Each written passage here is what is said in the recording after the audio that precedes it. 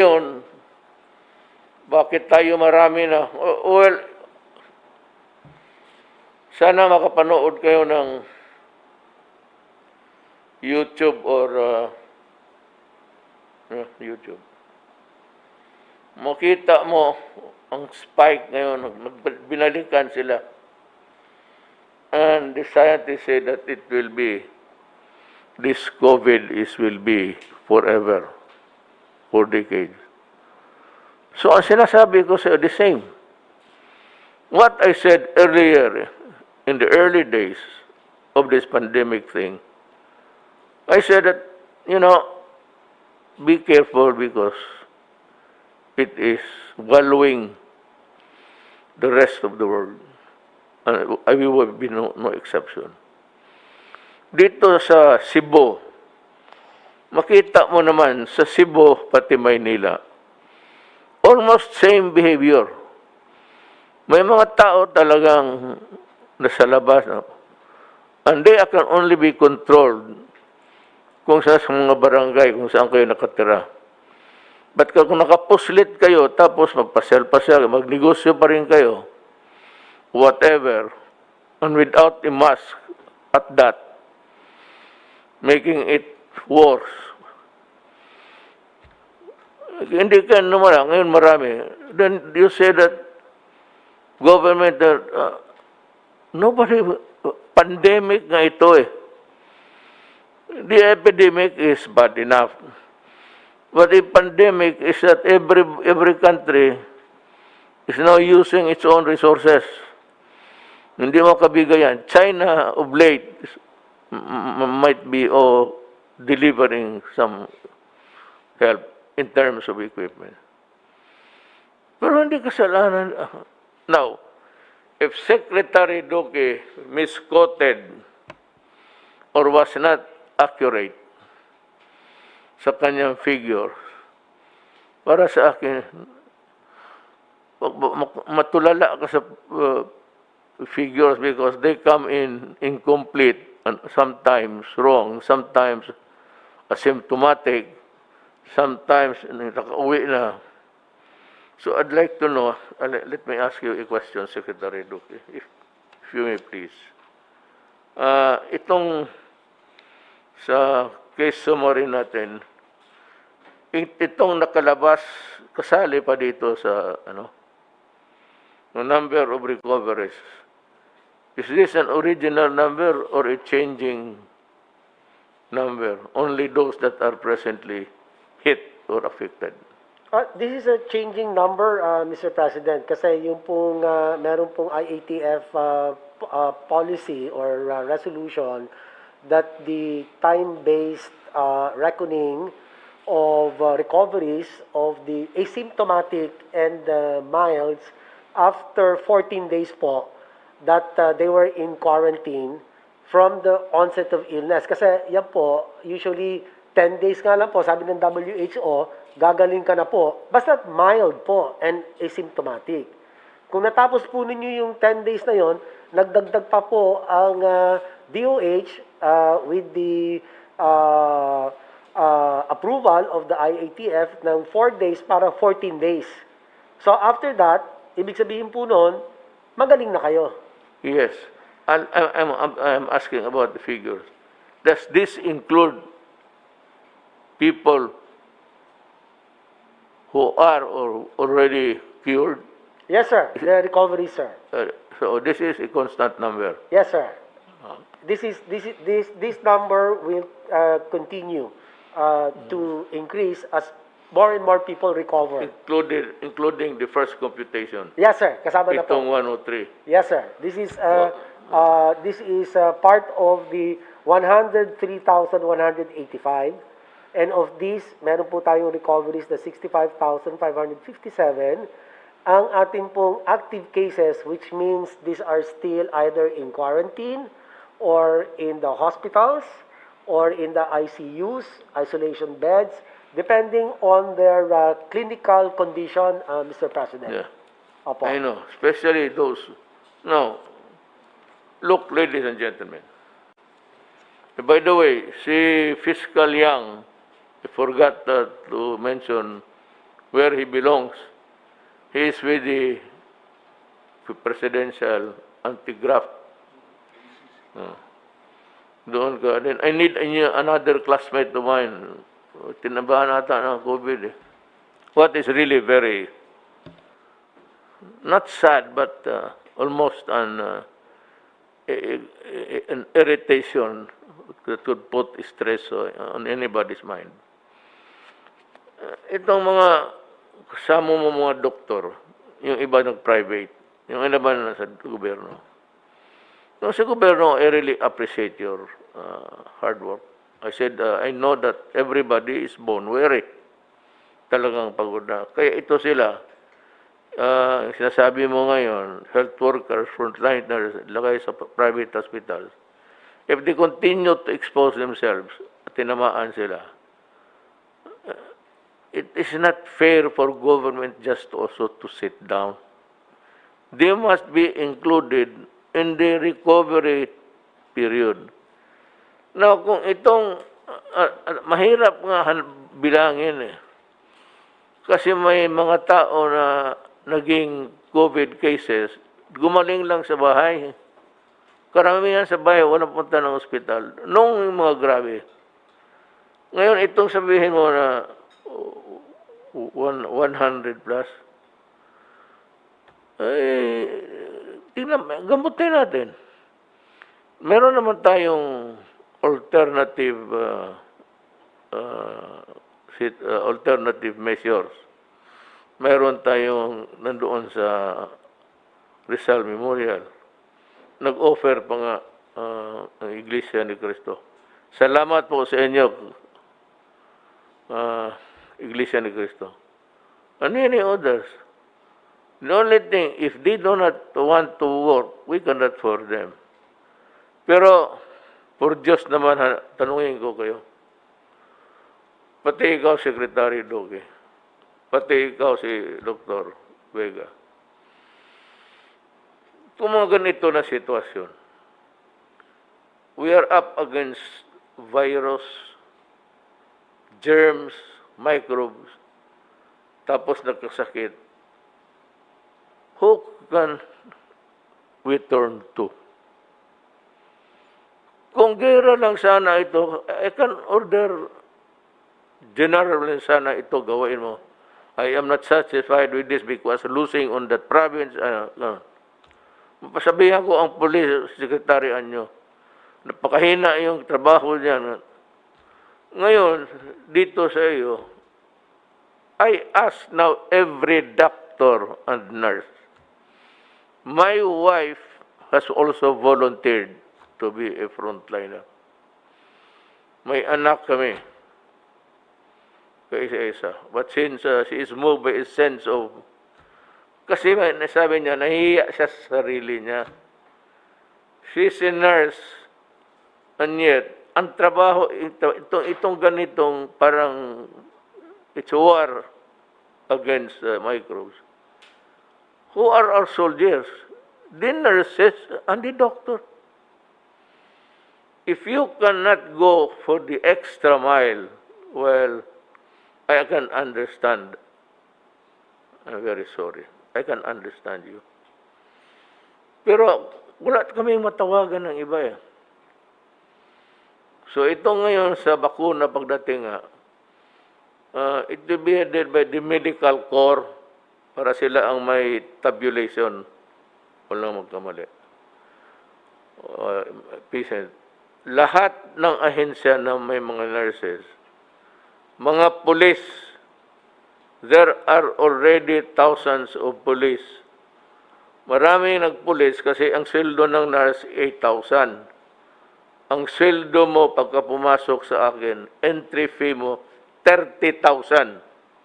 Ginawa kong 30, kaya lahat ng mga nurses, babae at lalaki, pumasok dyan.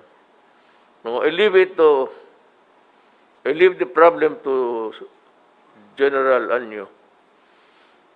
With the uniformed nurses sa police and for General Lunzana, they should be assembled and help. Yung sinabi ko sa police station, Punta ka lang doon. Kung maraming nurses, i-distribute natin. We can finish, if we have the vaccines, and if it is delivered expeditiously, I think that in about 1 week's time, tapos na. That, if we get the vaccine. Pero, as goes now, wala pa namang sinabi lang na kompleto na. And China is leading. That's what I told you. I believe in China because they're very conscientious. And hindi reklamador. May isang bayan na mayaman, pagka-reklamador na binigay na ng anong Panginoon Diyos yung biyaya niya. Tapos sige pa reklamo. Ngayon nag-spike kasi sige sila protesta. Kaya ako dito, kasi mga left, sige, sabi ko, yung mga left, if you want to protest, go ahead. I myself will sign the permit. Pag manghingi ka ng 3 araw, magagalit ako. Gawain mo 10 araw po. Diyan, magbabad kayo. Protest to the high heavens. But for as long as you are not a part of government, and you do not know better, worse is you pretend to be an advisor, tapos sabihin mo, mag-tweet ka, God help this country. Huwag na natin distribuhan ng Diyos. Mas mabuti kung you are not a part of a team. I can see an ambition in a man's face. Kaya tapos magsali, bakit hindi mo kami in-advisean? So what can you advise about COVID?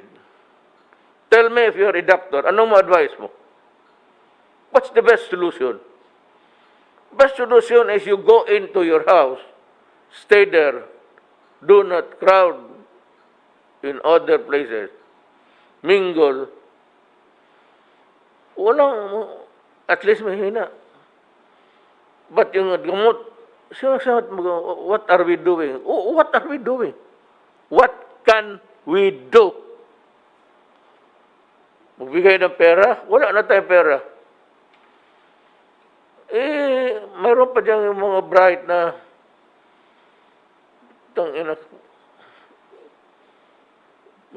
Neanderthal instinct. Bright nga. Modern, pero Neanderthal thinking. Na sige, sabi ng gobyerno, sige banat sa gobyerno. Butang ina, ganito yan eh. Kayo mga animal kayo, kung bright talaga kayo sana, kayo na nakaupo dito. At nagawa na ninyo ang gusto ko. But for as long as you're not part in government, you can criticize. But do not be a double standard idiot. Pretending to advise, then you criticize. You tell us, because karamihan dito, General Galvez, General Anyo, General Lorenzana, Bongo. Hindi naman tayo, isang doktor ka lang eh. So we would need also the input of other doctors who might have had trainings outside regarding this matter. Tropical diseases, infectious diseases. Nakatulong sana. Ngayon kung wala kayong maibigay, and it's not our fault if we are lagging behind. Una-una, wala tayong we do not have the equipment, we do not have anything. The Philippines is still a new country until now. Would you believe it? Kakaanak lang nitong Pilipinas. Kaya minsan ang lumalabas yung mga bright kuno, pero nakabobo naman. Akala ng mga gago-gaga, mas marunong sila kaysa atin. So well, run for president I will help you. You identify yourself. Or I will keep track of your, tapos sabihin ko sa inyo kung anong ginagawa ninyo. Puro kayo daldal. Tapos sabihin ng gobyerno, keep on harping on Secretary Doge. What will I do with him?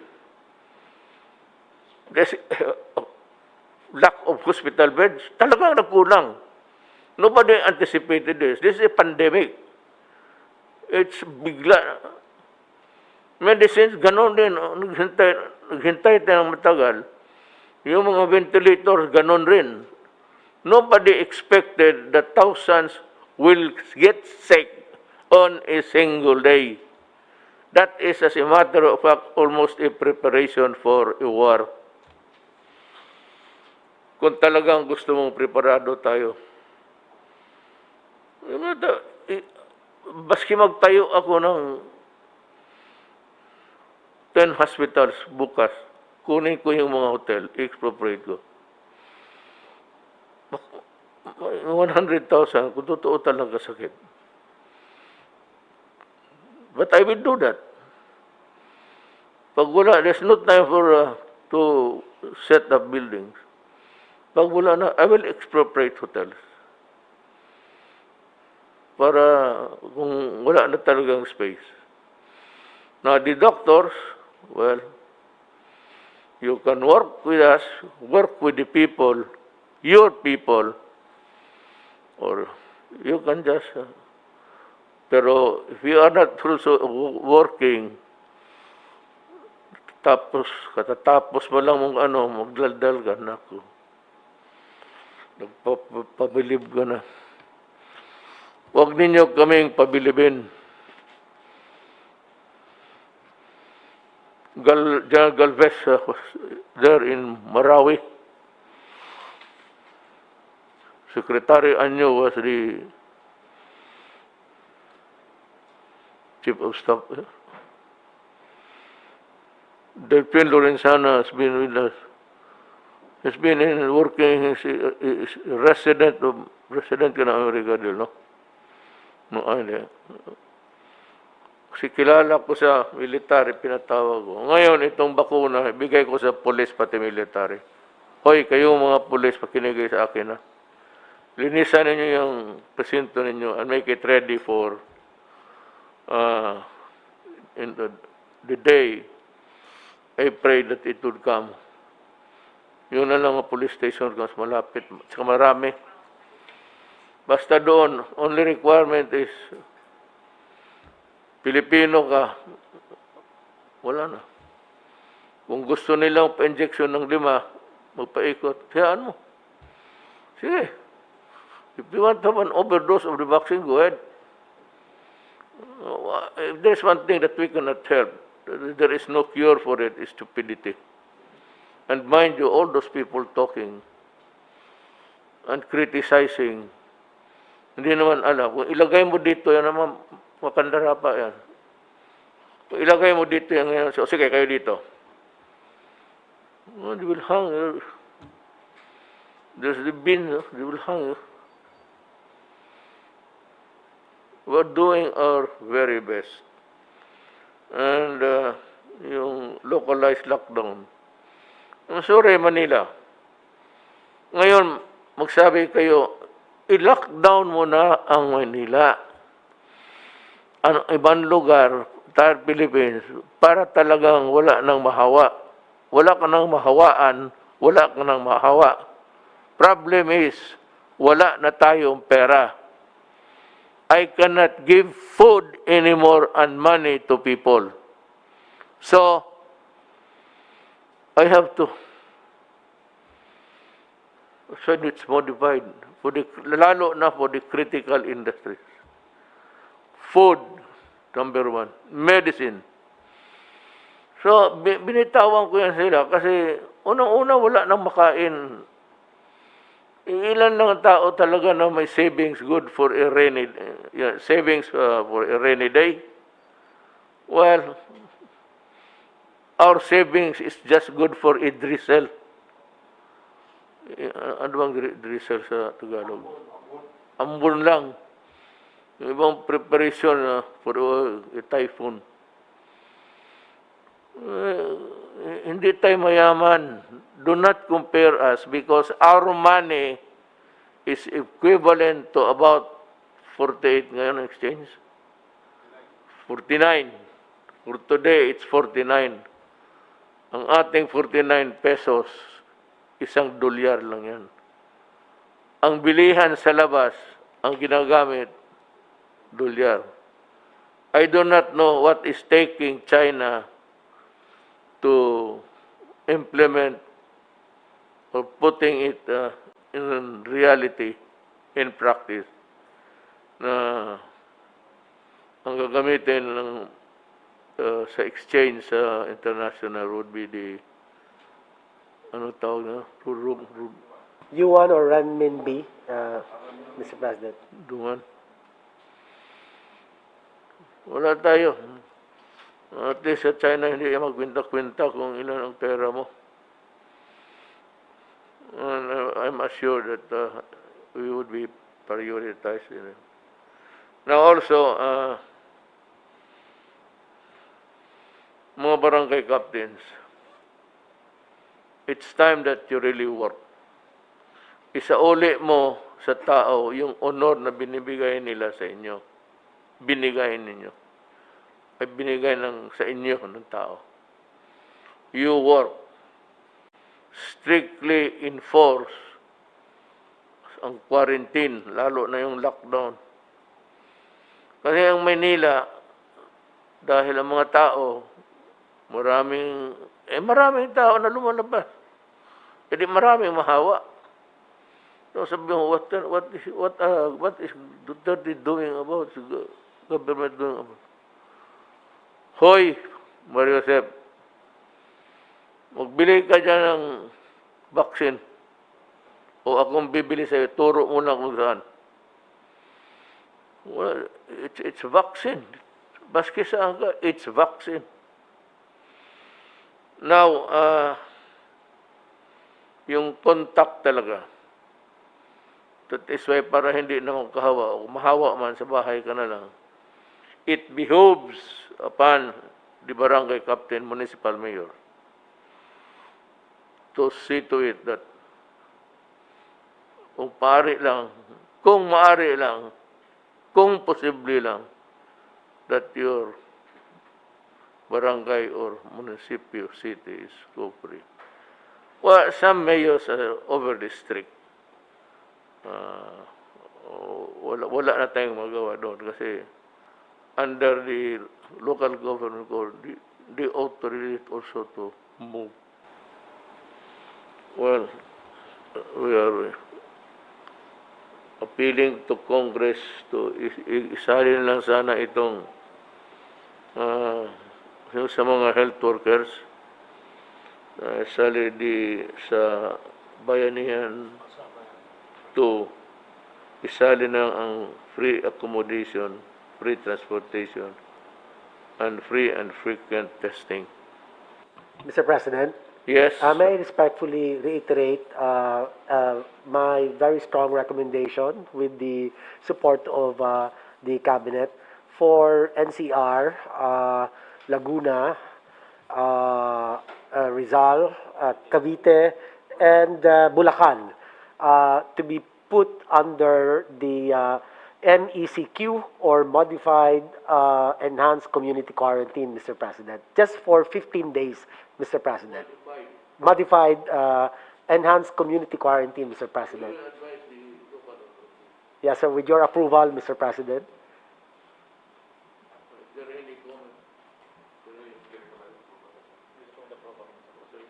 Thank you very much, Mr. President. Maraming salamat po, Mr. President. Anyone who would want his piece? Sir, Mr. President. John Galvez then. Sir, Yusek Vega and I are going around also with Secretary Duque with the hospital, sir. And we found out that those who are affected by COVID, there is some sort of psychological impact on our health workers. The Bayanihan one has given 1 million for those who died and also 100,000 for those severe and critical patients. But those who are mild, who are also hospitalized and also having the anguish of being infected, sir, we recommend, sir, na mabigyan, sir, natin at kahit na 10,000, sir, yun, sir, yung mga, almost 5,000 po, sir, yung naging positive, sir, natin. Kasi yung fear, sir, ng fear ng mga, sir, natin, ng mga health workers to be afflicted by, sir, parang nagkakaroon, sir, ng discrimination. They will be, sir, kasi ako meron din akong pong staff na heya ko, sir. He cried out loud na parang may emotional breakdown ang isang, sir, especially yung health worker, na he is even expose herself or himself to the danger, and then later on parang he will feel discriminated. That anguish, parang sir, parang hindi natin man, sir. Then they spend also money for their own medicine, for her own medicine. It is proper lang, sir, na mabigyan natin kahit konti, sir, na kahit na 10,000, sir, each. I agree with you. Even 15. So ikaw pala ko. Sorry. Mr. President, you ordered us a while ago to assemble those nurses who enlisted in the armed forces, pati dun sa PNP. Yes. We will do that, Mr. President, but there might not be enough of them kasi baka konti lang ito. Now, we propose something like calling to active duty those reservists, medical reservists. We'll call to active duty these people for a period of 2 years to serve with the AFP. And then we propose also that to beef up our health services command to be able to allow us to be allowed to enlist at least 10,000 people composed of doctors, nurses, medical technologists, medical aid men. And this will become our reserve for any eventuality. Mabuti ito, Mr. President, na kasi itong mga taong tumautosan natin, pwede sila mag-overtime, and they will be under the military control. So, mas madaling utosan, Mr. President. So, we are going to prepare the organization and the budget, and we will show it to you, Mr. President, for approval. I have heard the call of different groups from the medical community for a 2-week enhanced community quarantine, ACQ, in Mega Manila. I fully understand why your health workers would like to ask for such a timeout period. They have been in the front lines for months and are exhausted. To our health workers, this is a war that you have been trained to fight. This is a profession that you, all of you, and who are educated and trained to face such challenges, you're frontliners in the battle because you are learned in this field. Kung bayaan natin tutulungan, kung walang tutulong rather, sa bansa at ang mga kababayan natin, sino ang maasahan ko?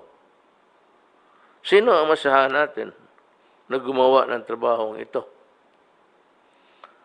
Huwag kayong mawalaan ng pag-asa. Nakikita at kausap ko ang iba sa inyo. Habaan ninyo lang. You stretch your patience and your not endurance, because you can only also take so much. Your fervor. Habaan na lang ninyo yung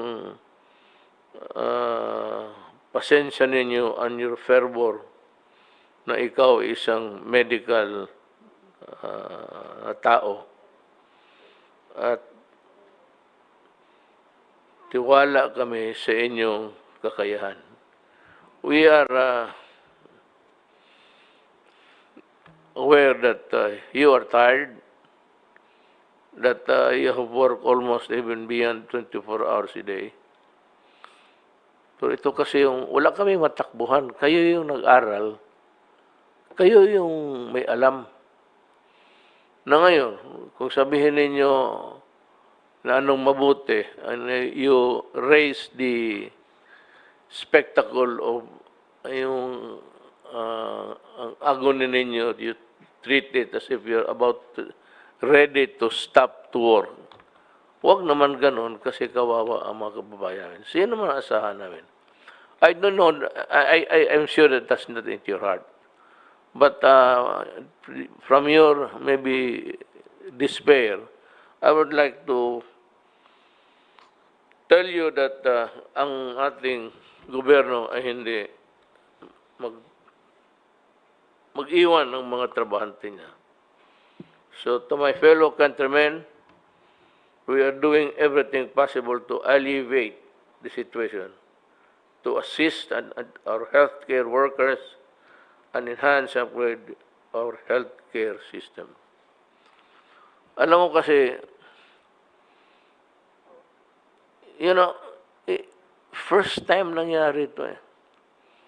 And this is not just something like a call to action for a few sick persons, maybe because of the distance or maybe because of the... Ito lahat eh. Wala namang may gusto. Kaya nga si Secretary Duque, gusto nila putulin yung ulo. Ano mang kasalanan niya? Na yung medisina nandyan, buhol-buhol ang trabaho because this is the first time. And hindi ko kinukumpara. You read or you listen to BBC and CNN. Nakita ninyo, America and the rest are far more worse than us. Yan ang problema. But they have the machines, they have the equipment. And yet they are suffering terribly.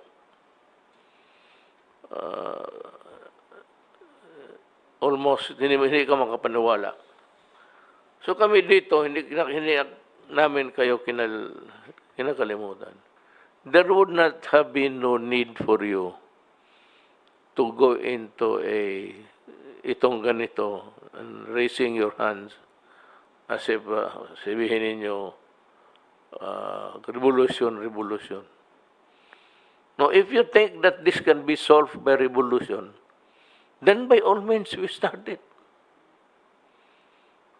Mas gusto ko. Kung magsabi kayo, nagtaas na kayo, revolution, go ahead. Because I would be calling all people who love their country to come forward and work with the people.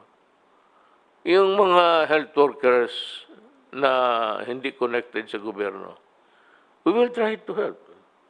But that there is no need for you and for the guys, ng 1,000 of you, telling us what to do publicly. You could have just wrote us a letter. Lahat naman ng sinasabi ninyo, sinusunod namin. You know, it's the resources. Ang pera, may gusto kayong bilhin ko. Ang problema, ang bulsa ko, butas na yung isa. Dahil we have suffered economically, pati individually, yung income ninyo, wala na. Hindi lang man kayo. But to go almost on not really a rampage, but an outrage, parang galit at mag-revolution. So huwag naman ganun kasi alam ninyo nagtatrabaho kaming lahat. Kung yan lang ang makaya ng pera natin, hindi hanggang dyan lang tayo. Hindi naman kami nabuti nakaupo lang dyan, nandyan yung pera, hindi naman pinapagalaw. Everybody is trying. Kaya nga, yung mga ibang modalities na lang how the vaccine, if ever mabigay, mag-abot sa atin. Next time, you can just ask for an audience. Pero huwag ho kayong magsigaw-sigaw, revolution. Alam mo, sa totoo ko. Alam niyo, hindi ako kilala talaga. Magsabi kay revolution, then, ngayon na. Go ahead. Try it. Sirain natin itong patayin natin lahat ng COVID. Is that what you want? We can always end our existence in this manner. Hindi naman kayo na natatakot siguro. Alam namin yun na hindi kami matakot. Siguro. But to send a message na without giving government a chance. Ngayon, anong gusto ninyo? I will implement other things in this government without informing you. Would you be happy with that? Or if you are really on a rampage, you want a revolution, fine, let's start it. Go ahead. Go ahead in the streets and the store. Makita natin. Then we will need almost all building, all hospitals there. Hindi lang COVID. Hindi ko, I'm not threatening. Pero gusto ko lang subukan ninyo. I dare you, do it. At makita tayo kung those who want to work with government, lahat ng mga nurses na police, pumasok kayo sa police kasi malaki ang sweldo. If you remain a nurse outside, you only get about 8, 9, 10. So, it's time to give more to the people. All nurses sa uniform sector will have to work. And we can always ask for volunteers. Then I am asking Secretary Lorenzana to mobilize, call a mobilization of doctors and nurses and those who can help. Kung yan na lang ang maasahan namin, or I might outrightly call for all reservists to work. Yan na lang. Ang COVID nandyan, wala namang kasalanan. Ni ikaw, wala kang solusyon eh. What are you bubbling about? What's the solution? Except COVID. We've been frank before with you. Still frank until now. And that is also the answer of all leaders of government. Anak ka ng, do not so as to be heard. I don't give if you gather 1,000, 2,000. But bear in mind na kayo mismo, kung ipa-take over ko kayo lahat. Ako ang magbayad sa inyo. Take over ninyo. Tignan ko kung ano ang lagay ninyo. We are not incompetent here because we are not doctors. Kayo ang dapat ang you should do the soul searching, not us. Kami kayong makatulong sana, ito lang kayong ginagawa, kung magreklamo, ikaw naman, what can I do? I've always been praying to God for the vaccine. Alam niyo, doktor kayo eh. Huwag na natin dramahin ito ng mga pasulat-sulat. At saka itong mga health workers that I said you are bone weary. Bone weary is an idiom. It's just simply that you are too tired to move.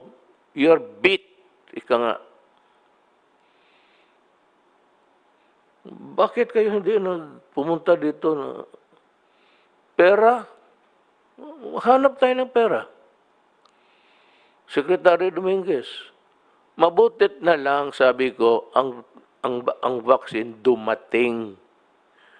Kaya yung prediction, my dire predictions is that it would usually take Tanungin niyo yung, kayong mga doktor, 5 years to perfect a vaccine. From the ano, alam ninyo yan. So, do not try to demean government. You are not actually criticizing. You demean by government, your own government, by just going ahead. At saka takutin ng revolusyon. Bayan man natin ito. Gusto ninyo, sirain natin. Start it now. Nari a moment to waste. Ako kung anong klase ibigay ng tatrabaho ako, kung anong ang nasa harap ko, I will react appropriately. Kayong mga nurses, ulitin ko, outside, o aid workers, maghanap ako ng pera sa Congress. Again, to the health workers, doctors, nurses, not connected with government, we will try to look out for a way. Marami kaming gustong ibigay sa inyo. Insurance, then the 10,000 risk, tabala, across the board yan. Tapos, free accommodation, free transportation, free testing. Siyempre, dapat kayo every 2 days, masakit lang sa, wala bang pantusok na putang ina na hindi.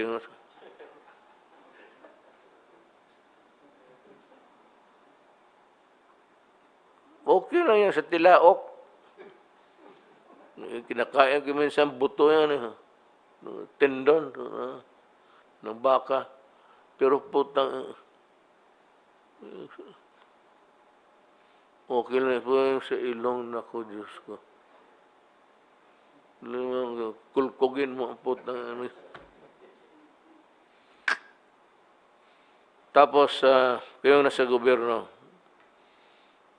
reservists, we might call for a mobilization. Lahat, you know, my daughter, Inday Sara, pag ako nag-mobilize, mauna yan. I will specifically point out to her as one of those who will answer the, you cannot even, you have no, you have not that luxury of accepting or not accepting. You remember that you are a reservist, you are subject to martial law. Martial law ka to. Hindi martial law ng gobyerno, martial law ng disiplina. Tsaka yung mga police, mga nurses, be ready to be deployed. Mga police, advise your workers na yung mga police mo na babae, ibaba ninyo lahat. We will train them for about just 1 or 2 days. We will select a big auditorium, yung PICC. You come here in the morning, free merienda, masarap na pansit, pati ano, tapos merienda, mag-uwi kayo. And we will tell you what to do. Ganon lang yan. Kung mag-resack yung mga magtamad-tamad, then we will tell we will help you with government personnel. And they will work how many hours a day has? 24? Oh, I can ask my soldiers to work 28 hours a day.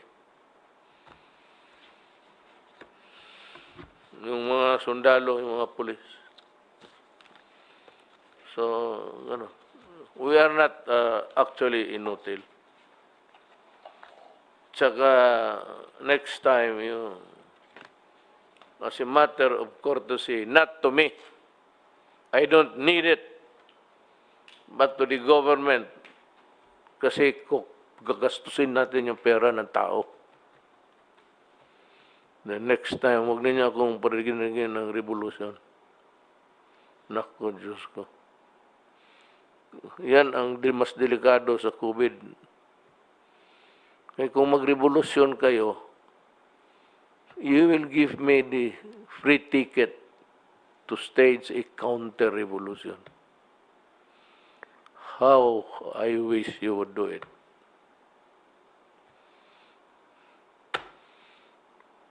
Mga kababayan ko, tiis na ng kunti. By December, nandyan na. Kaya matatagalan tayo.